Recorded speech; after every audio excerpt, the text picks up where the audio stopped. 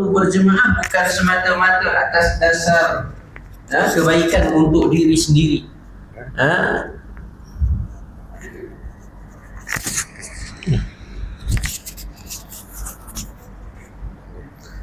Kita menunaikan solat berjemaah, datang masjid, datang surau, bukan semata-mata sebab nakkan kebaikan untuk diri sendiri. Ya betul, memang Nabi katakan orang yang solat fardu berjemaah afdalu min salatil fadhi bi 27 darajat. Nabi kata orang yang solat berjemaah banyak pahala. Nabi kata dapat 27 kali ganda pahala, banding dengan orang yang solat seorang diri lah. Itu dari satu sudut. Kita dengan melaksanakan solat berjemaah, dari satu sudut kita nak tambah pahala diri kita. Tapi dari satu sudut yang lain kita sebenarnya nak melaksanakan tanggungjawab fardu kifayah. Iaitu bila mana kita adanya ahli qaryah kita, adanya orang kampung kita datang masjid, datang surau, solat berjemaah, ada yang melaungkan azan, ada imam, ada makmum dan sebagainya, secara tak langsung juga kita nak melepaskan ahli qaryah kita tadi tu daripada tanggungjawab ataupun bebanan fardu kifayah tadi. Tapi andaikanlah kalaulah hari ini tak ada orang yang datang masjid, hari ini tak ada orang solat berjemaah maghrib, maka nescaya yang berdosa tu bukan satu dua orang.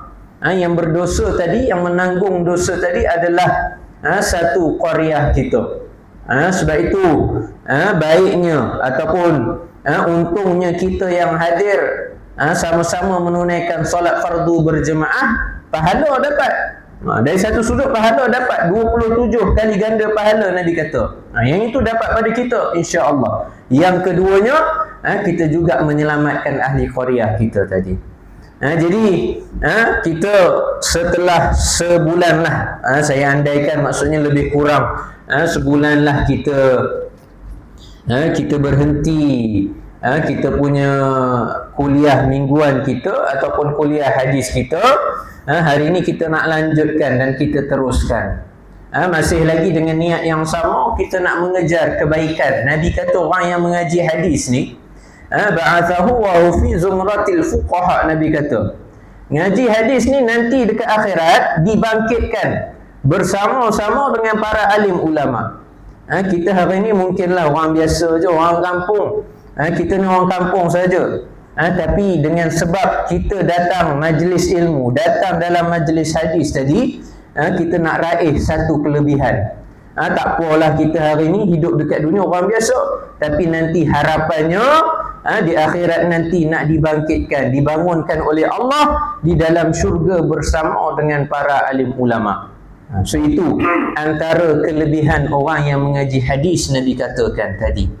Kita hari ini bukan sekadar nak dapat baiknya di dunia, kita juga nak mengejar kebaikan di akhirat Allah Subhanahu wa ta'ala itu tadi.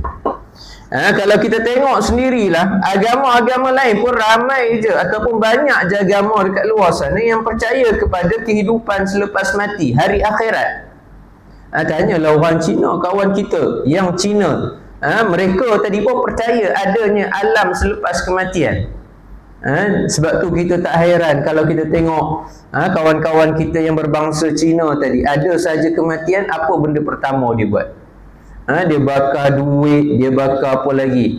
Dia bakar baju mahal dia bakar kad kredit dia. Kalau ada kereta tu dia buat replika, ataupun mainan kereta tu dibakar. Sebab apa? Sebab orang Cina pun percaya adanya kehidupan lepas mati.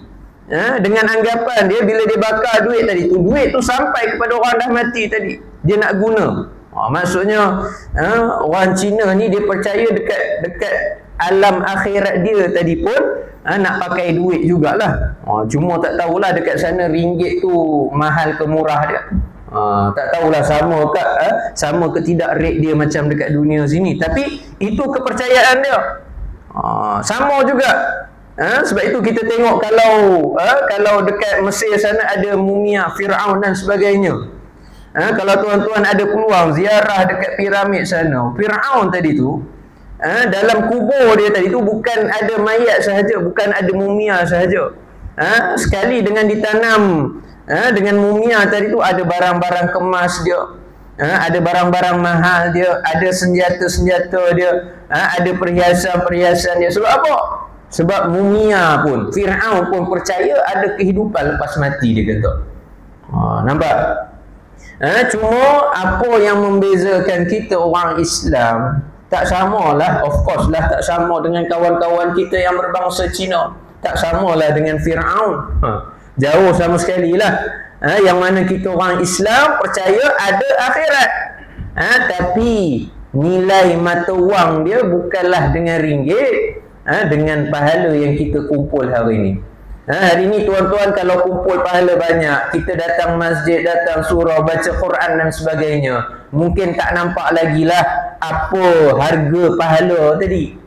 Apa harga pahala tu tak nampak lagi dekat dunia ni. Sebab apa? Sebab pahala ni bukan nilai untuk dunia. Pahala ni ialah nilai untuk akhirat nanti. Tak apalah hari ni tak nampak lagi apa baiknya. Sama lah macam kita melabur saham. Kita keluar duit, tak nampak lagi mana untung dia. Nantilah tengok lepas 5 tahun, 10 tahun, bila dah 20 tahun baru nampak, oh ini duit yang aku labur, ini untung dia, banyak ni rupanya. Itu orang yang melabur saham lah. Hari ini kita melabur pahala, tak nampak lagi mana mana gunanya pahala ni. Kumpul banyak-banyak buat apa? Bertimbun-timbun dah pahala ni, nak buat apa? Tak apa, tak nampak lagi. Nanti dekat akhirat itu kegunaan pahala yang kita himpunkan ataupun yang kita kumpul tadi. Jadi insya-Allah malam ni kita lanjutkan, kita teruskan dengan pengajian hadis kita. Saya pun sebenarnya dah ingat-ingat lupa dah sampai dekat mana. Tapi kalau ikut dalam buku ni tandanya ialah pada hadis yang ke-11 lah. Okey. Jadi hari ini tajuk ataupun hadis yang ke-11 pada malam ini adalah berkaitan meninggalkan keraguan. Meninggalkan keraguan. Ragu ni maksudnya apa? Benda yang kita syakwa sangka, benda yang kita tak yakin, tak confident. Jadi dalam hadis ni Nabi suruh kita, apa sahaja yang meragukan, apa sahaja yang membuatkan hati kita tak tenang tadi, tinggalkan. Apa sahaja yang meragukan, yang buat hati kita tak tenang, kita tinggalkan. Jadi hadis pada malam ini diriwayatkan daripada Abu Muhammad Al-Hasan bin Ali bin Abi Talib radhiyallahu anhuma, cucu Rasulullah sallallahu alaihi wasallam dan orang kesayangan baginda Nabi sallallahu alaihi wasallam. Hubbun Nabi sallallahu alaihi wasallam. Ini gelaran dia. Hasan ni bukan orang lain. Hasan ni ialah cucu Nabi sallallahu alaihi wasallam.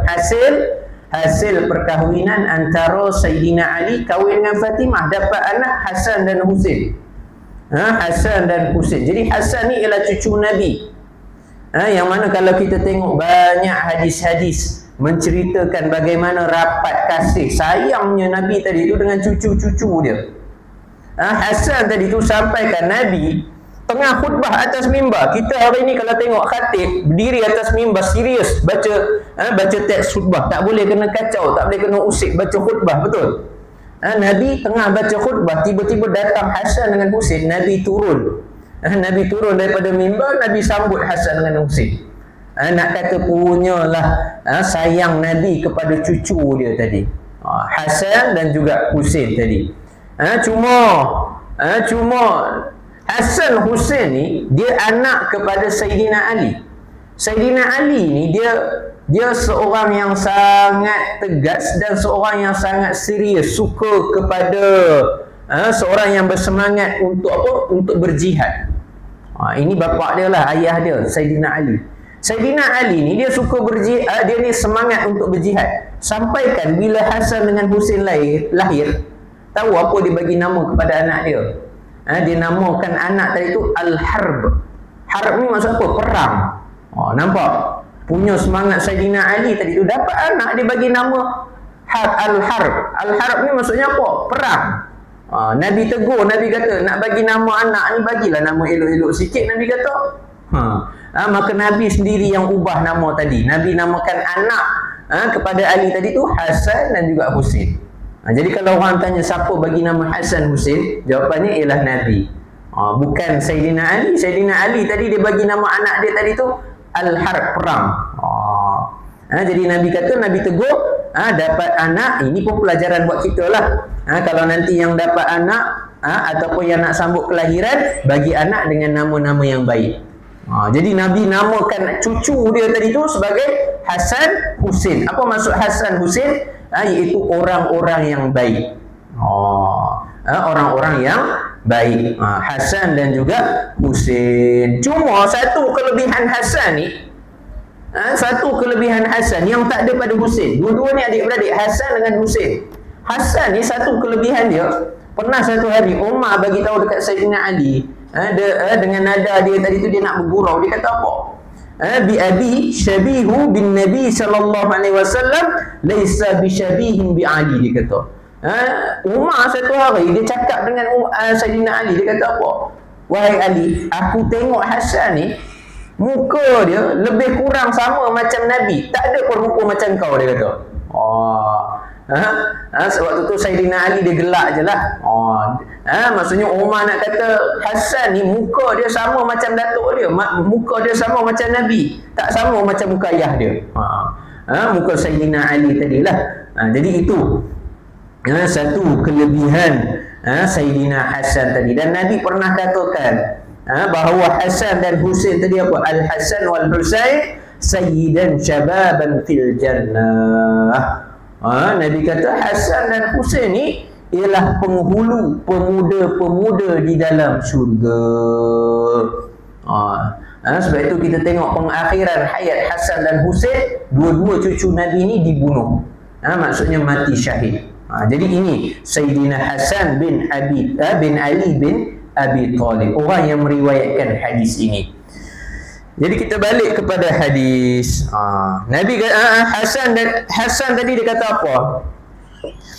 Beliau berkata, siapa yang berkata dekat sini? Sayyidina Hasan lah. Sayyidina Hasan dia kata apa? Aku telah menghafal daripada Rasulullah sallallahu alaihi wasallam hadis. Dia cucu Nabi, dia dekat dengan Nabi. Walaupun waktu tu usia dia masih kecil, tapi dia banyak belajar, dia hafal hadis-hadis daripada Nabi sallallahu alaihi wasallam. Antaranya dia kata apa? Aku telah menghafal daripada Rasulullah sallallahu alaihi wasallam. Nabi kata, "Da' ma yaribuka ila ma la yaribuka." Nabi kata, tinggalkanlah apa yang menjadi keraguan padamu, dan ambillah apa yang tidak meragukan. Maksudnya Nabi pesan kepada Sayyidina Husin. Nabi kata apa? Kalau kamu ragu-ragu, kalau tak yakin, kalau syakwa sangka, kalau rasa hati tu tak tenang, lebih baik kamu tinggalkan. Lebih baik kamu tinggalkan. Sebab apa? Sebab hati kita ni memang Allah dah jadikan, dia ada fitrah dia. Fitrah hati ni dia apa? Dia suka benda yang baik. Fitrah hati ni dia suka benda yang baik. Dia tak suka benda yang buruk, benda yang kotor, benda yang najis dan sebagainya. Sebab tu kalau kita tengok anak-anak kita tadi pun, kalau dia dah sampai satu usia matang tadi tu, dia boleh beza, dia dah tahu dah. Oh, yang ini baik, yang ini tak baik. Yang ini benda yang orang suka, yang ini benda yang orang tak suka. Hati, nak kata hati kita ni dia boleh, memang Allah dah jadikan dia macam apa? Dia dah ada dia punya format dia. Dia dah ada dia punya apa? Dia dah ada dia punya setting dia. Kalau benda tu baik, kalau benda tu baik, hati kita jadi tenang. Hati kita jadi tenang. Hati kita jadi tenang kalau benda baik. Memang automatik. Sebab itu tuan-tuan kalau datang masjid, datang kuliah, datang majlis ilmu, datang majlis selawat dan sebagainya, tak ada lagi rasanya, tak ada lagi orang datang masjid tiba-tiba dia kata, oh hati rasa gundah gulana, hati rasa tak tenang, hati rasa membuak-buak, ataupun hati rasa terumbang-ambing dan sebagainya. Tak ada. Kalau datang masjid, datang majlis ilmu, kebiasaannya, lazimnya hati kita jadi rasa tenang. Sebab tu orang kata kalau nakkan kerehatan, nakkan kita kalau kita lagi banyak masalah, sebenarnya tempat yang kita kena pergi ialah masjid.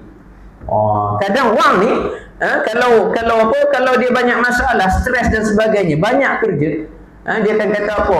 Kalau stres kena pergi dekat shopping mall. Ataupun kalau stres kena pergi dekat tempat yang macam disco ke apa ke. Tak, dia jadi tak tenang sebenarnya. Nabi kata kalau nak tenang, maksudnya kita datang ke masjid, datang ke tempat-tempat yang mana adanya kebaikan tadi. Jadi memang Allah dah setting dalam hati kita ni. Hati kita ni suka benda baik. Hati kita ni suka kepada benda yang baik. Kalau kita buat baik, hati kita rasa tenang. Beza dengan orang yang buat jahat. Ada ke orang buat jahat rasa tenang? Tak ada.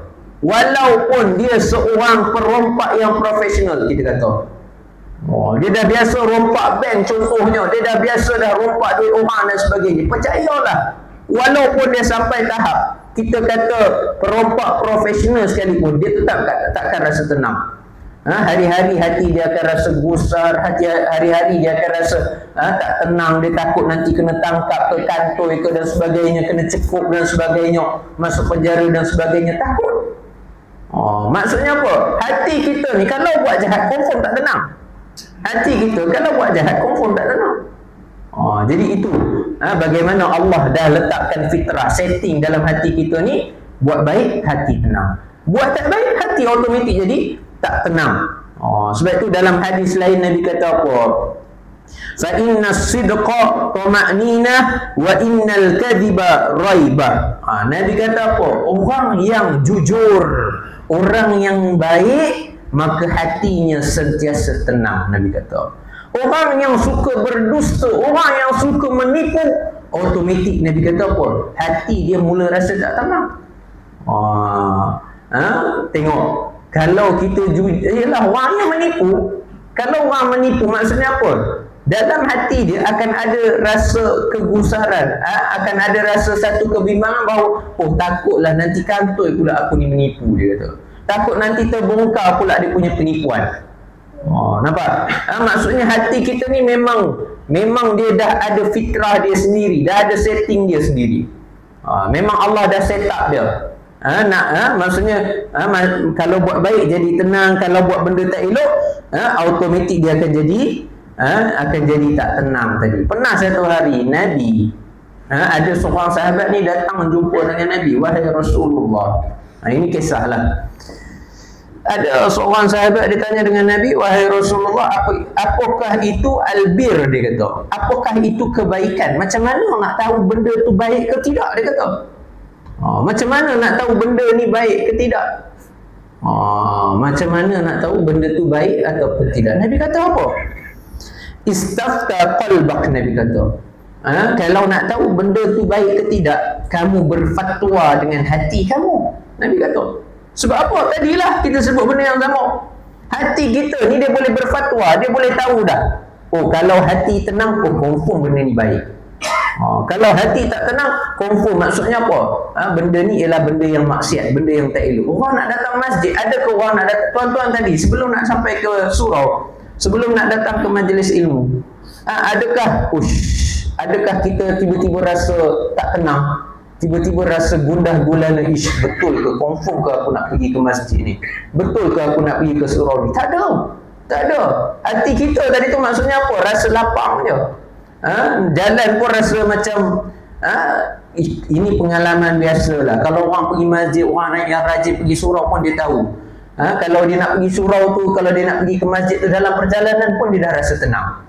Dia dah rasa hati dia lapang, dia dah rasa hilang sekejap dia punya masalah. Kalau tadi dia balik kerja dia rasa penat, rasa letih, dia rasa macam-macam beban dalam kepala, ada lagi kerja tak siap dan sebagainya.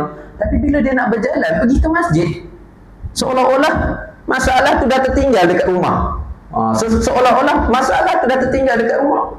Nak kata itu bagaimana hati kita ni Allah jadikan dia tenang kalau nak buat kebaikan. Jadi nak datang masjid tadi kita rasa tenang. Beza dengan orang yang nak pergi ke tempat maksiat. Orang nak pergi ke disco contohnya, ataupun orang yang nak pergi ke tempat yang ada maksiat contohnya, ada benda-benda yang haram contohnya. Dia nak pergi tadi pun dah rasa dengan kaki yang berat, dah rasa dengan hati yang tak tenang, dah rasa macam apa?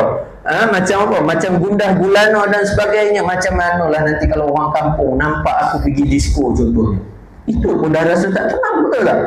Jadi sebab itu Nabi kata, kalaulah kita ni tak tahu benda tu baik ke buruk ke, kita berfatwa dengan hati kita. Da'ma yaribuka. Kalau kita rasa tak tenang, kita rasa ragu-ragu, kita rasa tak sedap, perasaan kita rasa tak sedap dan sebagainya, Nabi kata tinggalkan, jangan buat. Tinggalkan, jangan buat. Ila ma la yaribuka. Tapi kalau hati kita rasa tenang, hati kita rasa baik-baik, hati kita rasa lapang dan sebagainya, maka teruskan. InsyaAllah maksudnya apa? Maksudnya kita berada pada jalan kebaikan. Jadi itu bagaimana Allah datangkan hati kita tadi tu, was-was ataupun perasaan syahwat sangka dan sebagainya. Ini semua datang daripada syaitan. Ini semua datang daripada syaitan. Yang mana dia tadi tu suka nak menggugah hati kita, nak mencucuk hati kita tu, nak masukkan, nak hasut, suruh buat benda yang tak elok, suruh buat benda yang tak baik, suruh buat benda yang mungkin menyakitkan diri kita dan sebagainya. Sebab itu awal-awal kita kena putuskan. Kalau rasa ragu-ragu, baik tinggalkan. Kadang-kadang kita ni suka main perasaan kita, hati dah tak tenang dah, tapi kita nak melawan juga, nak buat juga. Nak buat maksiat, tapi hati memang dah tak tenang. Hati memang rasa dah gundah gulana, rasa tak sedap. Tapi mungkin sebab kita ni gagal nak melawan nafsu kita, akhirnya kita ikut juga jalan yang dilorongkan oleh syaitan tadi. Walaupun bisikan-bisikan tu, walaupun cucukan-cucukan itu, hasutan-hasutan itu, kita dah tahu dah memang tak datang daripada orang lain dah ni. Kalau duk menghasut buat benda jahat, buat benda yang tak elok, ini memang confirm kerja syaitan. Syaitan yang duk bisik-bisik kat telinga kita. Tapi sebab kita ni kadang iman kita ni turun dan naik. Ada masanya kita tadi tu tergoda dan akhirnya kita mengikut apa yang dihasutkan oleh syaitan tadi.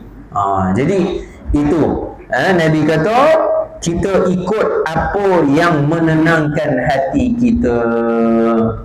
Dan inilah yang dibuat, inilah yang dikerjakan oleh para salafus saleh. Siapa itu salafus saleh? Salafus saleh ini ialah orang-orang soleh yang terdahulu. Dan inilah contoh teladan kita yang kita kena ikut. Contohnya siapa? Abi Dzar Al-Ghifari. Abu Dzar Al-Ghifari ni, saya nak cerita sikit. Dia ni asalnya seorang pencuri, dia ni perompak. Tapi bila mana dia masuk Islam, dia dengar dekat Madinah tu ada satu orang Nabi yang turun, ataupun ada Nabi yang akhir zaman. Dia datang jumpa dengan Nabi, akhirnya dia memeluk Islam dan dia berdakwah. Akhirnya dia kena pukul ramai-ramai, hampir dia nak mati, dia kata. So ini Abu Dzar Al-Ghifari. Abu Dzar Al-Ghifari dia kata apa? Macam mana nak kenal orang bertakwa? Dia kata apa? Tamamut taqwa taraka ba'dal halal khaufan an yakuna haraman. Kita ni kena jadi orang bertakwa. Orang bertakwa ni dia hati-hati. Dia takut kalau benda yang meragukan, benda yang tak menenangkan hati ni, dia tinggalkan. Jadi Abu Dzar Al-Ghifari dia kata apa? Macam mana nak kenal orang ni bertakwa ke tidak? Kita mudah je nak sebut perkataan takwa, tapi nak jadi orang bertakwa ni susah sebenarnya. Abu Dzar Al-Ghifari dia kata apa? Orang bertakwa ialah apabila dia meninggalkan sebahagian perkara yang halal kerana takut terjerumus kepada benda yang haram. Ini level takwa yang berbeza lah. Kita mungkin tak sampai tahap macam tu. Ada salafus soleh, ulama-ulama yang terdahulu, mungkin tok-tok guru kita dan sebagainya, kadang-kadang benda tu halal tapi dia tak nak ambil. Sebab apa? Sebab dia takut terjerumus kepada benda yang haram. Contoh kadang-kadang ada orang nak bagi kita makanan, contohnya ada jiran, ada kawan, ada siapa-siapa nak bagi kepada kita makanan. Ini cerita orang yang soleh lah, bukan kita lah, orang yang bertakwa level tahap tinggi punya. Kadang-kadang kalau orang bagi makanan pada dia, dia tolak, dia tak terima. Sebab apa? Bukan sebab dia sombong, sebab dia takut. Dia kata, sebab dia tak tahu makanan yang orang bagi ni apa kandungan dia, halal ke tidak. Kalau dia masak ayam, ayam ni pakai duit siapa, duit tu halal ke tidak. Ini orang yang bertakwa lah. Tapi dia level yang tinggi lah, level yang maksimal. Kita mungkin lah tak sampai tahap macam tu. Kalau orang offer kita makan pun susah kita nak tolak. Susah kita nak tolak. Dah orang offer, kita kan jawab apa? Ini kan rezeki, ambil lah. Ini kita. Tapi kalau level tok guru ni ataupun orang yang warak tadi, kalau ada pemberian halal, benda tu halal, kita boleh makan. Kalau tapi sebab dia punya sifat warak dia tadi tu, sifat takwa dia tadi tu, sampai dia terpaksa menolak. Sebab dia takut terjerumus kepada perkara-perkara yang haram tadi. Itu Abu Zar Al-Ghifari. Kemudian ada juga kisah siapa? Yazid bin Zar'i. Yazid bin Zar'i ni dia ni ialah anak seorang yang berjawatan tinggi. Ayah dia ni ialah orang kanan kepada sultan pada zaman tersebut. Ini kisah salafus soleh. Kita nak ceritakan kisah salafus soleh. Yazid ni, dia ni anak seorang gubernur ataupun anak orang kanan kepada sultan pada zaman tersebut. Sampaikan bila ayah dia meninggal dunia, ayah dia meninggalkan harta yang banyak, iaitu sejumlah 500,000 dinar ke dirham ke, saya tak pastilah. 500,000, banyak harta dia. Tapi dengan sebab dia ni orangnya warak, dia rasa tak senang hati nak ambil duit tu. Sebab apa? Sebab dia tak tahu ayah dia ni meninggalkan harta tadi tu adakah daripada harta yang halal ataupun tidak. Sampai ayah dia sendiri pun dia tak yakin dengan harta yang ditinggalkan tadi. Takut. Bukan sebab dia sombong, tapi sebab dia takut, dia berhati-hati. Hati dia tadi tu rasa tak tenang. Kalau ambil ni takut terambil benda yang haram. Dia kata lebih baik aku tolak. Akhirnya dia tak ambil harta pusaka ayah dia sendiri. Nampak? So itu Yazid bin Zar'i. Yazid bin Zar'i tadi. Kemudian ada juga kisah siapa? Ibnu Adham. Ibrahim bin Adham satu hari dia pergi buat umrah. Biasalah orang pergi buat umrah ni, dia tak akan lepaskan peluang untuk apa? Untuk minum air Zam-Zam, betul? Ibrahim bin Adham satu hari, sekarang ni musim orang buat haji. Jadi Ibrahim bin Adham satu hari dia buat umrah. Dia pergi, tapi orang tengok dan orang pandang Ibrahim bin Adham, kenapa kamu tak minum air Zam-Zam? Bukan mudah kita nak datang tempat ni, bukan selalu boleh minum air Zam-Zam. Apa jawab Ibrahim bin Adham? Nak cerita pasal sifat warak dia tadi tu, berhati-hati. Ibrahim bin Adham dia kata apa?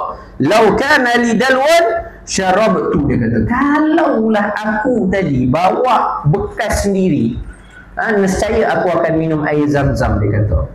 Maksudnya apa? Dia punya berhati-hati tadi tu. Hati dia rasa tak tenang kalau nak pakai bekas orang lain. Biasa kan kalau kita pergi buat umrah, pergi buat haji dan sebagainya, dekat tempat minum air Zam-Zam tu kan ada dia punya cawan-cawan dia banyak, betul tak? So kita pun minum daripada cawan tadi. Tapi kalau Ibrahim bin Adham, dia berhati-hati, dia takut. Dia tak tahu cawan ni sumbernya daripada mana, boleh ke tidak nak pakai cawan ni yang disediakan kat situ. Jadi Ibrahim bin Adham dengan sebab dia berhati-hati tadi, hati dia tak tenang kalau nak ambil benda yang bukan hak milik dia. Dia kata apa? Kalau aku bawa bekas aku sendiri, cawan sendiri, tak apa, aku minum, dia kata. Tapi kebetulan hari itu dia tak bawa pula cawan dia. Dia tak berani nak minum air Zam-Zam, guna cawan orang lain. Itu level Ibrahim bin Adham lah. Sama juga dengan kisah Imam Ahmad bin Hanbal. Ini kita biasa dengar mazhab Hanbali dan sebagainya, betul? Imam Ahmad bin Hanbal dia pun sama juga lebih kurang macam Ibrahim bin Adham. Imam Ahmad bin Hanbal dia biasa kalau pergi pasar ataupun pergi ke kedai, biasalah kita pergi kedai, kita beli makanan contohnya. So makanan tu akan bagi bungkusan, betul tak? Contoh beli nasi lemak, ada bungkus dia. Ada dia punya bungkus nasi lemak.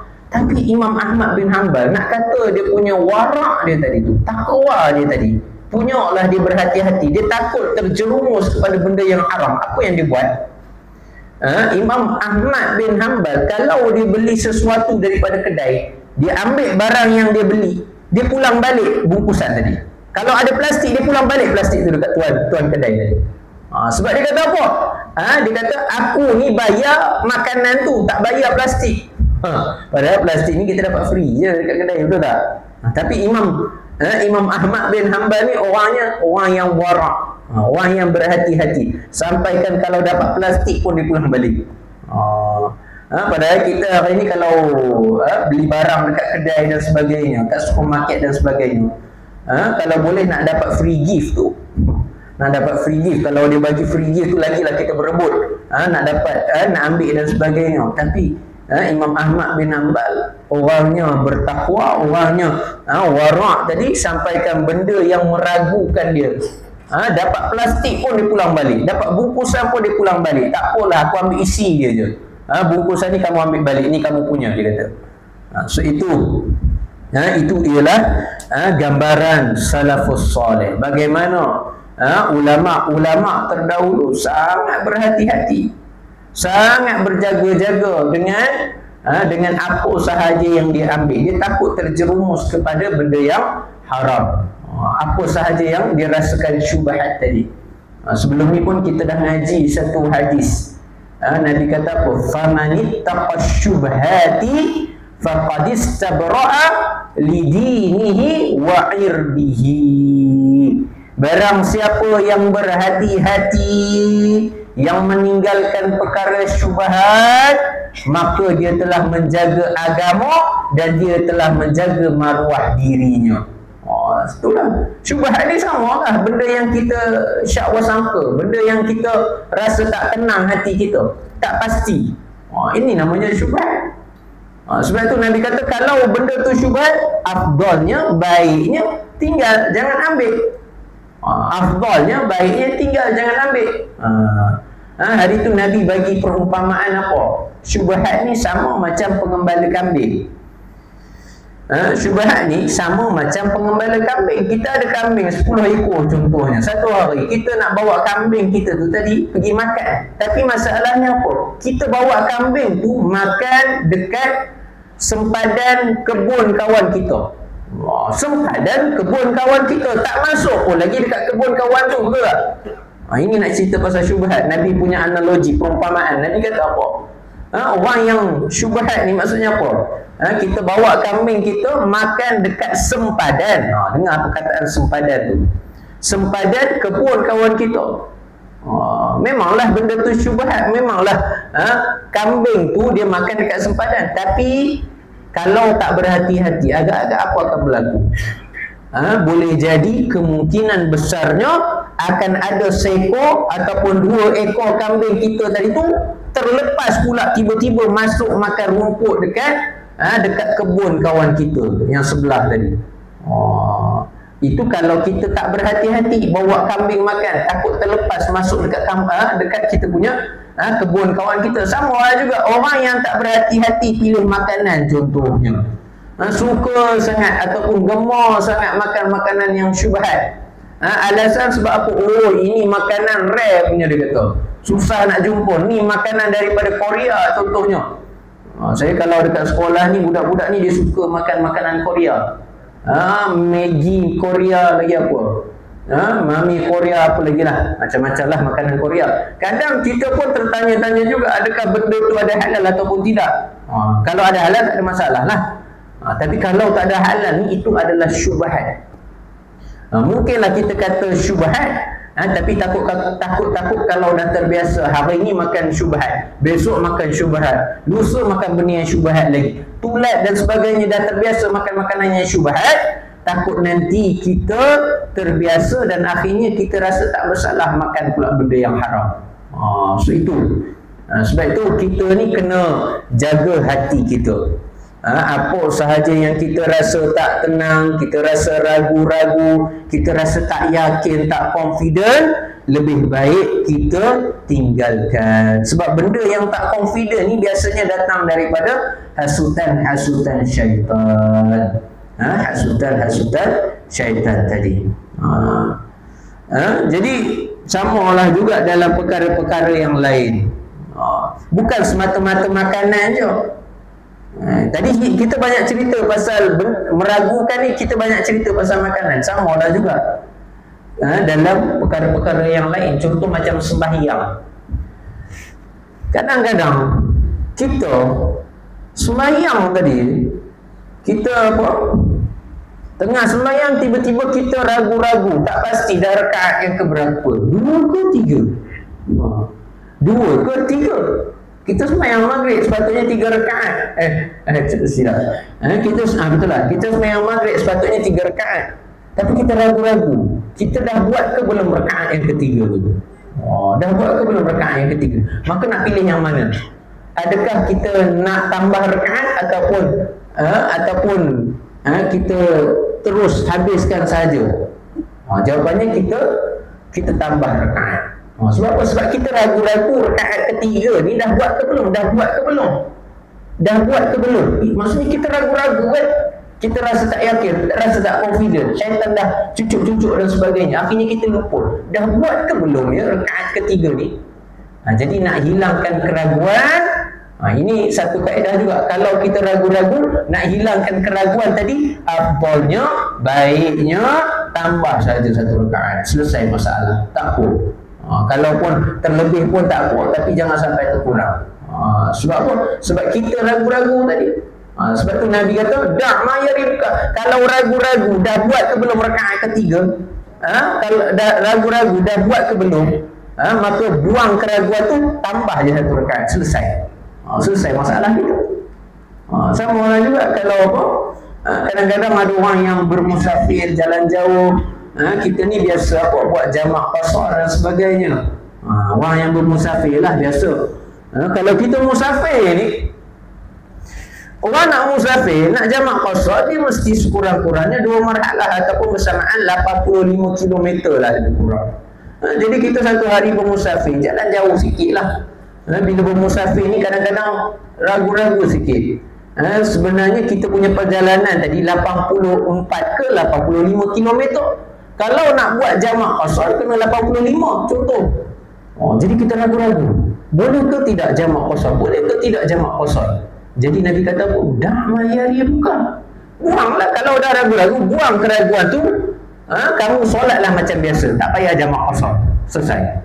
Maksudnya kalau kita rasa ragu-ragu, kita tolak tepi keraguan tu, buat benda yang menyelamatkan kita. Cukup ke tidak. Kalau kita rasa tak cukup, lebih baik kita sembahyang macam biasa. Tak payah jamak qasar lah maksudnya. Tapi kalau orang lain tu dia rasa confident, dia yakin, dah lebih daripada 80 km, tak boleh paksa dia. Dia atas keyakinan dia. Kita yang tak yakin ni. Orang lain yakin je, orang lain kata dah cukup dah 2 marhalah, cukup dah 85 km, tak apalah. Biarlah dia nak solat jamak qasar sebab dia yakin. Kita tak yakin, lebih baik kita sembahyang macam biasa, tak payah buat jamak qasar. Nampak? Itu satu kaedah yang mana kita tadi tu diajarkan untuk menolak benda yang kita ragukan. Sama lah juga Nabi pernah tegur satu orang sahabat. Seorang sahabat ni dia ragu-ragu tengah sembahyang. Dia kata apa? Dia syak ataupun dia ragu-ragu sama ada dia terkentut ataupun tidak. Kalau sembahyang kentut confirm batal, betul tak? Jadi Nabi kata apa? Kalau ragu-ragu kentut ke tidak, ataupun dah terbatal ke tidak, Nabi kata apa? Buang keraguan kamu. Fala yukhrijanna minal masjid hatta yasma'u sautan aw yajid raihahu. Kadang-kadang kalau orang ni keluar angin, kadang-kadang dia keluar angin saja. Nabi kata apa?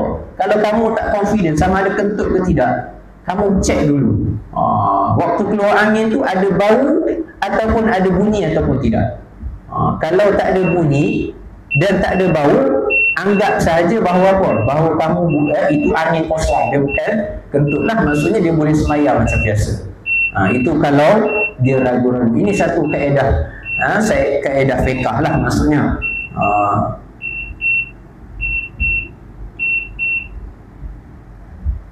Jadi sebab itu kita ni maksudnya diajarkan supaya kita mengikut fatwa hati. Yang mana fatwa hati ni apa sahaja yang menenangkan, apa sahaja yang membuatkan hati kita tadi tu rasa lapang dan sebagainya, maka kita ambillah perkara tersebut. Ambillah perkara tersebut. Tapi kalau apa sahaja yang membuatkan hati kita gundah gulana, yang membuatkan kita rasa tak tenang, sebaiknya kita tinggalkan sahaja. Dulu pernah berlaku saya ingat ada satu isu. Saya jenis orang yang suka jogging. Saya kalau petang-petang jogging tak kurang 5 kilo. 5 kilo lah lebih kurang. Saya ingat dulu kalau saya ada masa saya akan pergi ikut acara maraton dan sebagainya. Saya ingat dulu ada satu isu yang pernah dibawa oleh bekas mufti wilayah Dr. Zulkifli Al-Bakri. Dulu ada dekat Malaysia ni ada satu acara maraton yang setiap tahun, acara besar lah maksudnya. Kadang-kadang orang daripada luar negara pun datang nak masuk join maraton dekat Malaysia ni, iaitu acara maraton namanya Kuala Lumpur Standard Chartered. Standard Chartered ni ialah satu syarikat pelaburan, bank macam tu lah. Jadi orang tanya, boleh ke kita nak join maraton ni? Sebab apa? Sebab Standard Chartered ni dia mengamalkan riba. Dia riba, dia syarikat riba. Riba ni hukumnya haram. Jadi orang tanya, boleh ke kalau nak join maraton yang dianjurkan oleh Standard Chartered ni?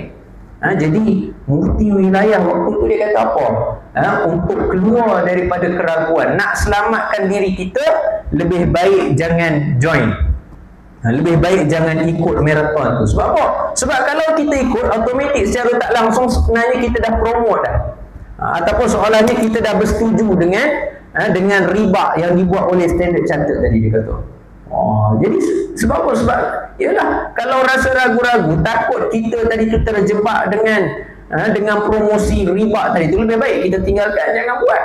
Ini fatwa yang dikeluarkan oleh mufti wilayah lah waktu tu. Tapi sebab apa? Sebab program ni program besar. Jadi orang Malaysia ni kadang-kadang dia lebih mufti daripada mufti. Dia kata apa salahnya, kami bukan melabur pun, kami cuma join maraton je, lumba lari je apa semua tadi dia kata. Padahal secara tak tadilah yang disebut tadi, secara tak langsung sebenarnya dia tadi tu dah mempromosi syarikat yang mengamalkan riba tadi. Lebih baik kita tinggalkan. Jadi itu sebahagian daripada contoh-contoh lah yang kita boleh ambil tadi, yang berkaitan dengan perkara yang meragukan tadi. Perkara yang meragukan lebih baik kita tinggalkan.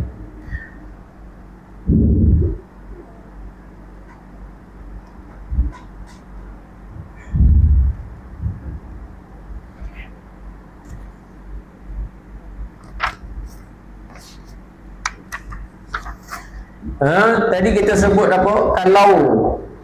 Kalau benda tu baik, hati kita rasa tenang. Dalam Quran Allah kata apa?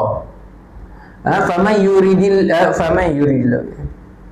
yuridillahu an yahdiyahu yashrah sadrahu lil Islam. Allah kata, barang siapa yang Allah bagi hidayah, Allah akan lapangkan dadanya untuk perkara kebaikan. Inilah benda yang kita sebut tadi.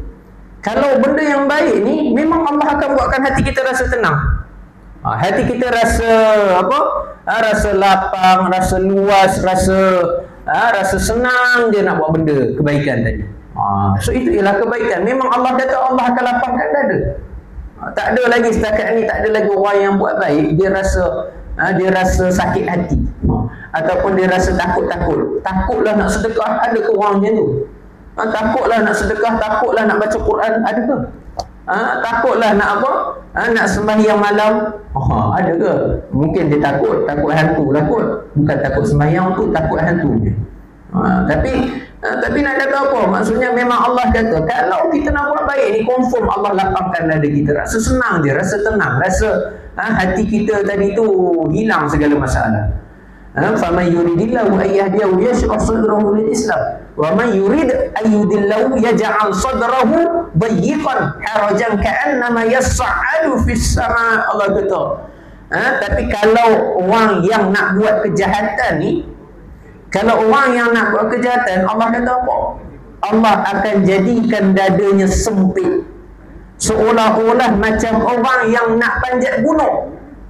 Orang yang nak buat jahat ni, hati dia rasa sempit, sama macam orang yang nak panjat gunung. Kita mungkin tuan-tuan ada yang berpengalaman pernah panjat gunung ke apa ke. Orang yang panjat gunung ni, bila dia sampai satu tahap yang tinggi, kalau dia panjat bukit tadi tu, gunung tadi tu, bila dia dah sampai satu tahap yang tinggi, dia punya ozon tadi tu ataupun dia punya nafas tadi tu, dia makin lama makin sempit, susah nak bernafas. Susah nak bernafas. Dia rasa macam apa, udara tadi tu terhad sangat, sikit sangat. Dia rasa macam apa, dada dia tadi tu kembang kucut dan sebagainya. Ini orang yang buat jahat. Orang buat jahat, Allah kata apa? Seolah-olah macam panjat gunung. Padahal dia duduk dekat bawah ni je sama je macam kita. Orang lain relax je, tarik nafas, hembus nafas, tarik nafas, hembus nafas. Tapi orang buat jahat, dia nak buat jahat tadi tu, dia nak mencuri. Orang lain biasa je, tapi orang yang nak mencuri ni, waktu itulah tiba-tiba dia rasa nafas dia laju, nafas dia kencang, dia rasa macam dada dia sempit dan sebagainya. Orang nak merompak ke, orang nak buat zina ke, orang nak buat benda jahat ke, memang Allah jadikan fitrah dia. Maksudnya apa? Hati dia tadi tiba-tiba rasa sempit, nafas dia tadi jadi laju, macam apa? Macam tengah berlumba lari pula. Nampak? Padahal dia tak lumba lari pun. Padahal dia tak berlari pun, duduk situ je. Nampak? Itu memang fitrah yang Allah jadikan pada hati kita. Kalau hati kita baik, memang kita tadi tu, hati kita boleh memandu kita. Istafti nafsak, Nabi kata. Istafta nafsak, Nabi kata. Istafta qalbak, Nabi kata. Berfatwa dengan hati. Hati kita ni pun boleh berfatwa. Benda yang menenangkan itu ialah kebaikan, benda yang menyempitkan hati itu adalah keburukan, kebiasaannya. Jadi saya rasa cukup sekadar itu sahaja, sedikit sebanyak pelajaran daripada hadis yang ke-11, iaitu berkaitan pesanan Nabi, suruhan Nabi supaya kita meninggalkan perkara yang meragukan. Apa sahaja yang membuatkan hati kita tak tenang, maka lebih baik, afdalnya kita tinggalkan. Carilah banyak sahaja benda-benda yang boleh menenangkan hati kita. Benda ni lah yang kita kena ragut, benda ni lah yang kita kena kejarkan. Apa sahaja benda baik yang menenangkan hati kita, yang itulah yang kita kena raih itu tadi. Jadi rasanya cukup sekadar itu saja, sedikit sebanyak pelajaran daripada hadis pada malam ini. Mudah-mudahan apa yang disampaikan, apa yang dikongsikan dapat kita amalkan secara peribadi, dan terlebih pentingnya lagi kita sampaikan, kongsikan juga kepada ahli keluarga kita yang lain, insya-Allah. Subhanakallahumma wa bihamdika asyhadu an la ilaha illa anta astaghfiruka wa atubu ilaik. Wa innal insana lafi khusr illa alladhina amanu wa 'amilus solihat wa tawassaw bil haqq wa tawassaw bis sabr. A'udzu billahi minasyaitonir rajim. Bismillahirrahmanirrahim. Alhamdulillahirabbil alamin wassalatu wassalamu ala asyrafil anbiya'i wal mursalin wa ala alihi washabihi ajma'in. Allahumma innaka ta'lamu anna hadhihi al-qulub qad ijtama'at 'ala mahabbatik wa taqat 'ala ta'atik wa tawahhadat 'ala da'watik wa ta'adat 'ala nasrati syari'atik fa wathikillahumma rabitataha وادي مدها واهدها سبلها واملها بنورك الذي لا يخبو أشر صدورها بفيض الإيمان بك وجميل التوكل عليك وعيا معرفتك وأمت على الشهادة في سبيلك إنك نعم المولى ونعم النصير. صلى الله على سيدنا محمد وعلى آله وصحبه وسلم والحمد لله رب العالمين.